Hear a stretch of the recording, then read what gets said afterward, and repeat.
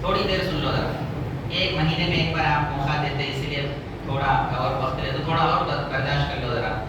جامعہ نظامیہ قائم ہوا کس کے اشارے سے؟ بولو نا حضرت. رسول اللہ صلی اللہ علیہ وسلم کے اشارے سے قائم ہوا. 150 سال پہلے قائم ہوا. ہم بھی وہاں سے پڑھے ہوئے. 110 سال پہلے کی بات ہے. جامعہ نظامیہ کے جو فاؤنڈر ہے، جو بانی ہے، ان کا نام امام انوار اللہ فاروقی، عمر بن خطاب رضی اللہ عنہ کی اولاد میں سے. ان کو یعنی وہ مریض ہو گئے تھے، علیل ہو گئے تھے. اب تھوڑی دیر میں ان کا انتقال ہونے والا تھا. بیمار تھے.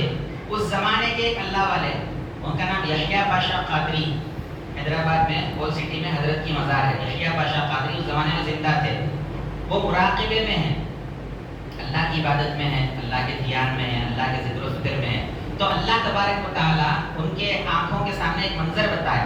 اللہ نہیں بتا سکتا، اللہ کو قدرت ہے نا بتانے کی. جو نہیں دکھتا وہ بھی اللہ کسی کو دکھانا چاہا تو دکھا سکتا. ہمارے کو نہیں دکھتا اس کا مطلب یہ نہیں کہ جس کو بھی نہیں دکھتا. یہ اللہ والے ہیں، ان کو اللہ دکھایا. کیا دکھایا؟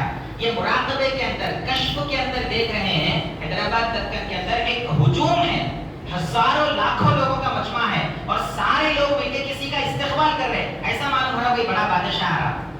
یہ کون دیکھ رہے؟ مراقبہ کس کا چل رہا؟ یحییٰ پاشا قادری. بولیے نام بولیے ایک بار. یحییٰ پاشا قادری رحمۃ اللہ علیہ اپنے کشف میں، مراقبے میں دیکھ رہے ہیں کہ حیدرآباد کے اندر کئی ہزاروں لاکھوں لوگ آ گئے اور سب لوگ ایک بڑے بادشاہ کا استقبال کر رہے. کون ہے بادشاہ نہیں معلوم. سارے اب یہ بادل لوگوں کو ہٹاتے ہٹاتے کون بھی اتنا بڑا کون سا بادشاہ ہمارے شہر میں آ گیا.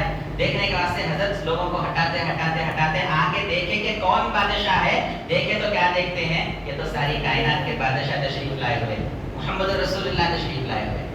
بعد جب سرکار کی بارگاہ میں سلام عرض کیے، عرض کر کے بولے یا رسول اللہ آپ یہاں کیسے تشریف لائے؟ حیدرآباد تک تشریف لائے روحانی طور پر. جسم تو آپ کا گنبد خضرا کے نیچے آرام فرما رہے ہیں جسمانی طور پر. روحانی طور پر سرکار کو قدرت اور اختیار ہے، جہاں چاہے تشریف لے جا سکتے ہیں. روحانی طور پر تشریف لائے. کس لیے تشریف لائے؟ مقصد کیا ہے؟ کیسے تشریف لائے؟ تو پوچھنے پر سرکار دو عالم فرماتے ہیں میں میرے بیٹے انوار اللہ کو لے کے جانے کے واسطے آیا. کس کو؟ جامعہ نظامیہ کے جو بانی تھے، بیمار تھے، انتقال سے کچھ پہلے کی بات ہے. میں میرے بیٹے انوار اللہ کو لے کے جانے کے واسطے آیا. فوراً آپ بیدار ہو گئے، مراقبے سے باہر آئے اور اپنے بیٹوں کو بلا کے بولے جاؤ جاؤ انوار اللہ فاروقی کی جو بیمار تھے کیا کیفیت ہے دیکھ کے آؤ، معلوم کر کے آؤ کیسے حالت میں ہیں، اچھے ہو گئے یا کیا ہو گیا معلوم کر کے آؤ.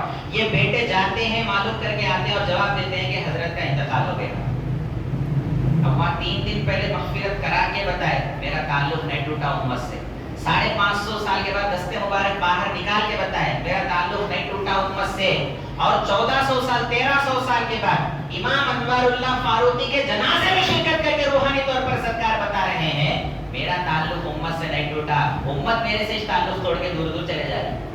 میں تو نہیں توڑا امت سے تعلق. جب تعلق نہیں ٹوٹا تو غم کو کرنا صاحب. ایک شفا ایک کتاب کا نام ہے قاضی عیاض رحمۃ اللہ علیہ کی شفا.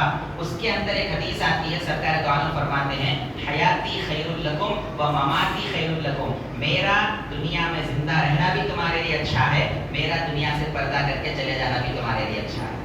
دنیا میں رہنا کیسا اچھا ہے وہ تو معلوم، سرکار کی صحبت سے لوگ فائدہ اٹھاتے. دنیا سے پردہ کر کے چلے جانا کیسا اچھا ہے؟ صحابہ پوچھے یا رسول اللہ آپ دنیا سے چلے گئے تو وہ ہمارے لیے اچھا کیسا؟ ہاں تو سرکار فرمائیں جب میں دنیا سے چلا جاؤں گا تو تمہارے اعمال ہر پیر کو ہر جمعرات کو میرے پاس پیش ہوتے ہیں.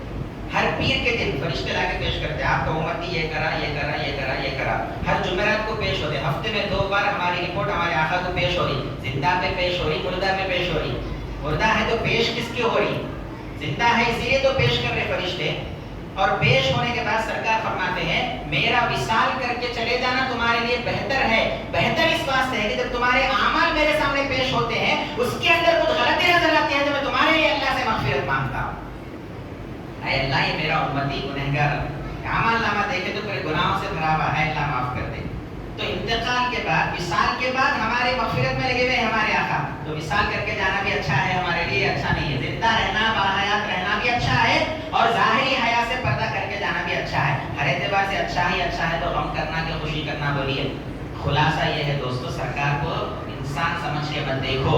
صرف انسان سمجھ کر, جیسا انسان کی بایوگرافی سنتے ویسا سیرت کو سنیں گے, ایک ظاہری انسان تھے سمجھ کے سنیں گے, کچھ سمجھ میں آنے والی بات نہیں ہے. انسان حقیقتاً نہیں ہے, انسان کی شکل میں 60 پر 3 سال کے لیے آئے, نہ پہلے انسان تھے نہ اب صرف انسان ہے, بیچ کے ایک عرصے کے لیے انسان بن کے آئے. وہ اللہ کے نور ہے. اللہ تبارک و تعالیٰ ان کو ایسے مقامات سے نوازا. یہ خالی 1 گھنٹے میں حقیقت سمجھ میں آنے والی نہیں ہے. سنتے سنتے سنتے کچھ باتیں سمجھ میں آتی ہے. اللہ سے میں دعا کرتا ہوں کہ کہنے سننے میں کچھ کمی پیشی ہو گئی ہو تو اللہ ہماری مغفرت فرمائے.